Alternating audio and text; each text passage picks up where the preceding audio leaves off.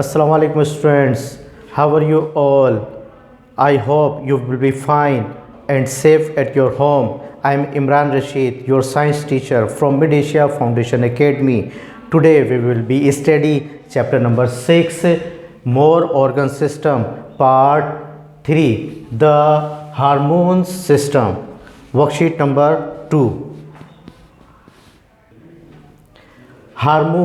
Hormones are chemical secretion by the special glands called endocrine glands. Hormones एक ऐसे chemical secretions होते हैं जो कि हमारे बॉडी में एंडोक्राइन ग्लैंड से सिक्रीट होते हैं. What is endocrine glands? Endocrine gland से पढ़ने के लिए हमें एक सिस्टम को स्टडी करना पड़ेगा. वो सिस्टम कहलाता है endocrine system. Endocrine glands control most of the body functions. This is why the hormone system or endocrine system. Endocrine glands क्या करते हैं कि पूरे बॉडी को कंट्रोल करते हैं हार्मोन्स के ज़रिए. ये हार्मोन्स सिस्टम कहलाता है हार्मोन सिस्टम और एंडोक्राइन सिस्टम.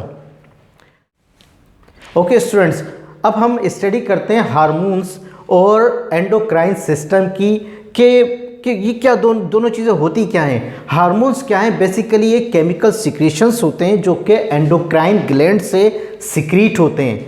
और ये एंडोक्राइन सिस्टम जो है, एंडोक्राइन ग्लैंड जो है हमारे बॉडी में डिफरेंट जगह पर सिचुएटेड होते हैं और एक पूरा सिस्टम क्रिएट करते हैं. उस पूरे सिस्टम को एंडोक्राइन सिस्टम कहते हैं. इस एंडोक्राइन सिस्टम में ग्लैंड्स होते हैं जो कि हमारे पूरी बॉडी में डिफरेंट जगह पर सिचुएटेड होते हैं और उनसे डिफरेंट काइंड्स के हार्मोन्स सिक्रीट होते रहते हैं. तो ओवरऑल हमारी पूरी बॉडी में एक नर्वस सिस्टम होता है जो कि वॉलंटरी वर्क कर रहा होता है और एक इनवॉलंटरी सिस्टम होता है जो कि एंडोक्राइन सिस्टम होता है जो कि इनवॉलंटरी वर्क कर रहा होता है. और हमें पता नहीं होता कि अंदर ही अंदर या हमारे बॉडी में किस तरह की मेटाबॉलिज्म प्रोसेस होता रहता है जिसको वो इनवॉलंटरी कंट्रोल कर रहे होते हैं. तो बेसिकली इनवॉलंटरी एंडोक्राइन सिस्टम क्या है कि एंडोक्राइन सिस्टम एक ऐसा सिस्टम है जो कि एंडोक्राइन ग्लैंड्स पर मुश्तमिल होता है. उससे केमिकल सिक्रेशंस होती हैं जो हमारे बॉडी पर डिफरेंट ऑर्गन्स पर, हमारे बॉडी के डिफरेंट पार्ट्स पर अफेक्ट डालते हैं, जिससे हमारी ग्रोथ होती रहती है, हमारी हेल्थ होती रहती है और हमारी मेंटलिटी डेवलप हो रही होती है. लेकिन हमें पता नहीं चलता ये इनवॉलंटरी हमारे बॉडी के अंदर खुद ब खुद परफॉर्म हो रहे होते हैं. ओके स्टूडेंट्स, तो ये हार्मोन जो है एंडोक्राइन ग्लैंड से जब सिक्रीट होते हैं तो हमारे ब्लड के ज़रिए ये हमारे पूरी बॉडी में फ्लो होते हैं और ट्रेवल करते हैं. जिस तरह ये लिखा हुआ है हार्मोन्स ट्रेवल स्लोली. क्या हार्मोन्स जो होते हैं वो ट्रेवल करते हैं ब्लड में स्लो. कैसे करते हैं? Hormones travel through the blood stream. Blood stream यानी कि ब्लड का जो फ्लो होता है उसे ब्लड स्ट्रीम कहते हैं.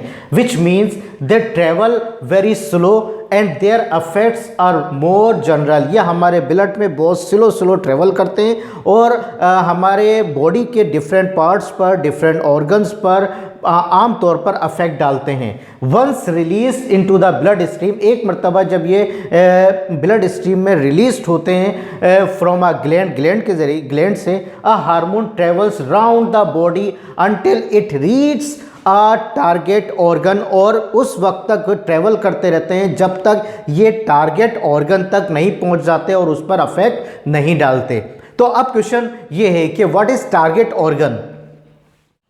Target organs are those part of the body that respond to a particular hormone. के टारगेट ऑर्गन्स वो ऐसा पर्टिकुलर बॉडी का एक ऐसा पार्ट होता है जो कि हार्मोन के लिए रिस्पॉन्स करता है.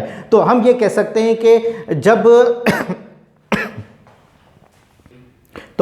सकते हैं कि हार्मोन जब ये एंडोक्राइन ग्लैंड से सिक्रीट होता है ब्लड स्ट्रीम में तो उस पर्टिकुलर बॉडी के ऑर्गन पर पहुंचता है जहां पर उसको अफेक्ट डालना होता है.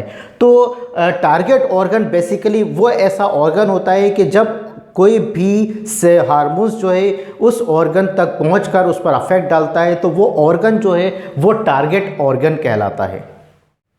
ओके स्टूडेंट्स, तो इस कम्युनिकेशन सिस्टम का, इस हार्मोन का हमारे बॉडी पर एडवांटेज क्या है, हमारे लिए एडवांटेज क्या है? तो advantages of of having a slow communication system, कि इसका जो एक सिस्टम है वो एक स्लो कम्युनिकेशन सिस्टम होता है, क्योंकि ये हमारी बॉडी पर एकदम डायरेक्ट अफेक्ट नहीं डालता, बल्कि बहुत स्लो इसका अफेक्ट हमारी बॉडी पर पड़ता है। तो हमारे बॉडी का एडवांटेज है ये, और हमें पता भी नहीं चलता, और हमारी ग्रोथ, हमारी हेल्थ, हमारी हाइट, हमारी मेंटेलिटी डेवलप हो रही होती है, लेकिन हमें इसके बारे में अंदाज़ा नहीं होता। तो ये हमारा बहुत ही एक स्लो कम्युनिकेशन सिस्टम होता है जो कि हमारे बॉडी पर अफेक्ट डालता है। तो ये हमारे लिए एक एडवांटेजेस है। तो advantages of having a slow communication system, there are advantages of having a slow communication system, कि ये हमारे बॉडी में एक स्लो कम्युनिकेशन सिस्टम है। Hormones can be released into the blood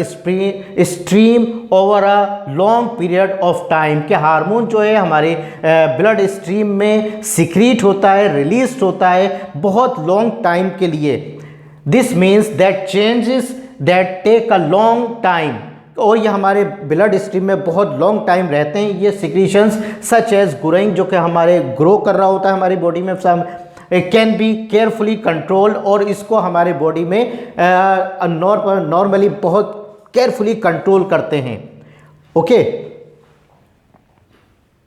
अच्छा स्टूडेंट्स, अब जब ये हमारे ब्लड स्ट्रीम में ये हार्मोन्स बहुत ज़्यादा लॉन्ग टाइम के लिए सिक्रीट हो जाते हैं, तो अगर किसी हार्मोन्स की नीड नहीं होती तो फिर क्या होता है? तो वो फिर क्या होता है कि हार्मोन्स नो लॉन्गर नीडेड, कि हार्मोन्स की जब उनकी ज़रूरत नहीं होती तो फिर हमारा जो लिवर है उन हार्मोन्स को ब्लड से कैरी कर लेता है, ब्लड से ले लेता है, वापस ले लेता है। तो वो लिखा हुआ है इस वाले टॉपिक में, the liver takes hormones from the blood, कि लिवर जो है ये हार्मोन्स को ब्लड से टेक ओवर कर लेता है, हासिल कर लेता है, when they are no longer needed, जब हमारे ब्लड में इसकी बहुत लंबे अरसे तक इसकी ज़रूरत नहीं होती।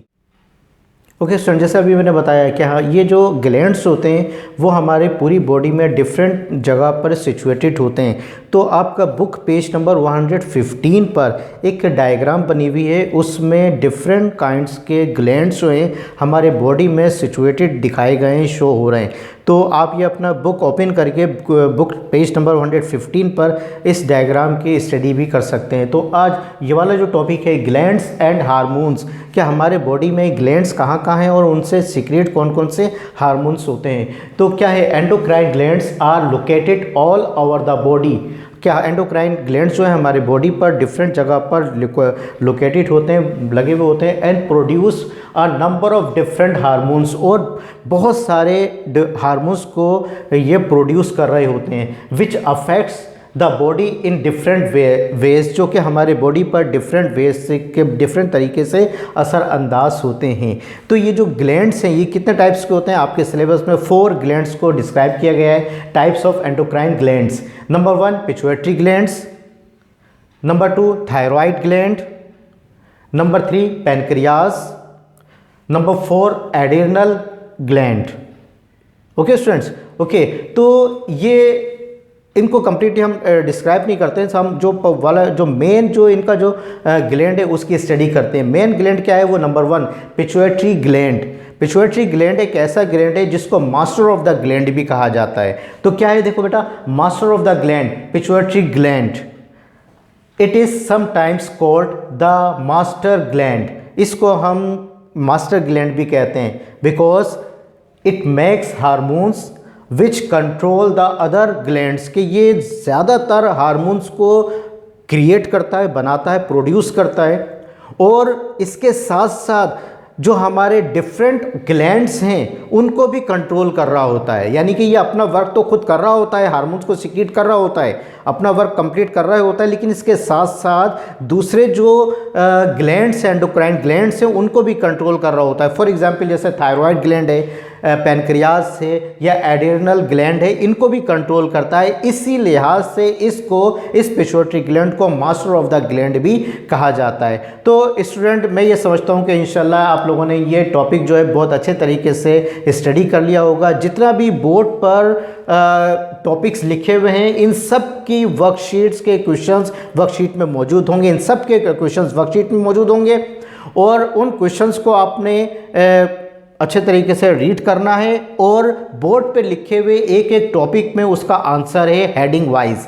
तो आपने केयरफुली उस वर्कशीट को बोर्ड पर से देखते हुए नोट डाउन करने हैं और कंप्लीट करना है। ठीक है बेटा। तो लेकिन साथ साथ बाद में master of the gland endocrine glands के बाद ये जो आपके बुक पेज नंबर 115 पर एक जो डायग्राम बनी हुई है, इस डायग्राम को ज़रूर बनाना होगा उस वर्कशीट में।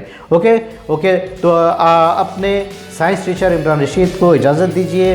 फिर एक नए टॉपिक के साथ किसी नई वीडियो में इंशाल्लाह मुलाकात होगी। अल्लाह हाफिज़।